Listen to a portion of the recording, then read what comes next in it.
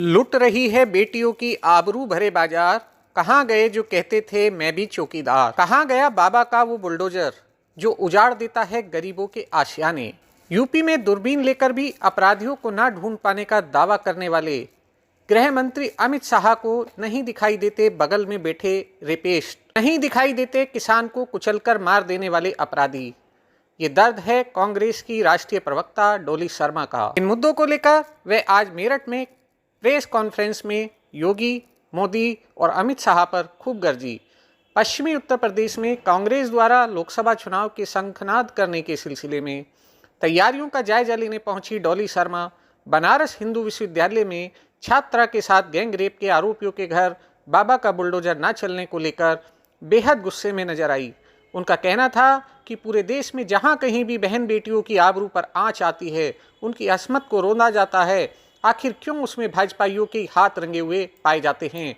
गृह मंत्री अमित शाह पर निशाना साधते हुए उन्होंने कहा कि चुनाव के दौरान अक्सर वे कहते थे कि उत्तर प्रदेश में दूरबीन लेकर देखने पर भी दूर दूर तक अपराधी नहीं दिखाई देते। अरे अपराधी कहाँ दिखाई देगा जब देश की पहलवान बेटियों का शोषण करने वाले ब्रजभूषण शरण सिंह को खुद शाह अपने पीछे और किसानों को कुचलकर मारने वाले अजय मिश्रा टेनी जैसे लोग उनकी बगल में बैठे होंगे। एक रिपोर्ट आई हाल ही में, एनसीडब्ल्यू की उस रिपोर्ट में क्या पाया गया? एनसीडब्ल्यू की उस रिपोर्ट में पाया गया कि पूरे देश में आज उत्तर प्रदेश महिलाओं के साथ अपराध में, बलात्कार में नंबर 1 प्रदेश बन चुका है।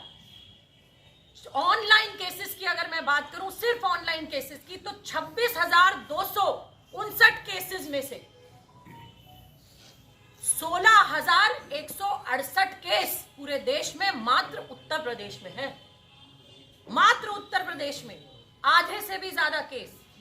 ना नेशनल कमीशन ऑफ वुमेन की जो चेयरपर्सन है रेखा शर्मा, वो कुछ बोलती है। मुझे लगता है आज ये महिलाएं भारतीय जनता पार्टी में जाने के बाद सिर्फ पद पर बैठकर बैठ गई हैं। आज स्मृति ईरानी की बेटी के बारे में बात होगी तो वो आएंगी, लेकिन देश की बेटी के बारे में जब बात होगी तो स्मृति ईरानी निकल कर नहीं आएंगी। ये लोग हथनी पर बोलेंगे लेकिन मणिपुर पर नहीं बोलेंगे, वाराणसी पर नहीं बोलेंगी इनकी महिला नेता उन्नाव पर नहीं बोलेंगी, हाथरस पे नहीं बोलेंगी। अगर उन पर कोई निकलता है तो कांग्रेस पार्टी के नेता राहुल गांधी और प्रियंका गांधी निकलते हैं। अगर उन पर कोई नेता निकलता है तो कांग्रेस पार्टी के प्रदेश अध्यक्ष उत्तर प्रदेश के अजय राय और कांग्रेस पार्टी का एक एक कार्यकर्ता और जिला शहर में प्रदर्शन होते हैं कांग्रेस पार्टी के। हम जैसे लोग आकर प्रेस वार्ताएं करते हैं और बताते हैं कि आप जो उत्तर प्रदेश को महिलाओं के खिलाफ अपराध में नंबर 1 बना रहे हैं, वो उत्तर प्रदेश की महिलाएं, उत्तर प्रदेश की बेटी और कांग्रेस पार्टी का एक एक कार्यकर्ता, एक एक महिला नेता वो अब होने नहीं देगी। हम पुरजोर तरीके से इस तरीके की कार्यशैली का, भारतीय जनता पार्टी की अपराधियों को बचाने वाली मानसिकता का विरोध करते हैं और सख्त से सख्त सजा की मांग करते हैं। आज उत्तर प्रदेश में अगर मैं रेप केस की बात करती हूं, मैं नहीं कह रही हूं, एनसीआरबी का डेटा कह रहा है, हर दिन आप देखेंगे 2 घंटे में एक रेप केस होता है उत्तर प्रदेश में। 2 घंटे में एक रेप केस उत्तर प्रदेश में होता है। और अब मैं अपराध की बात बता देती हूं पिछले 1-2 सालों की आपको, कि 2021 में 56,083 केस आए। ये डेटा, ये आंकड़ा घटा नहीं।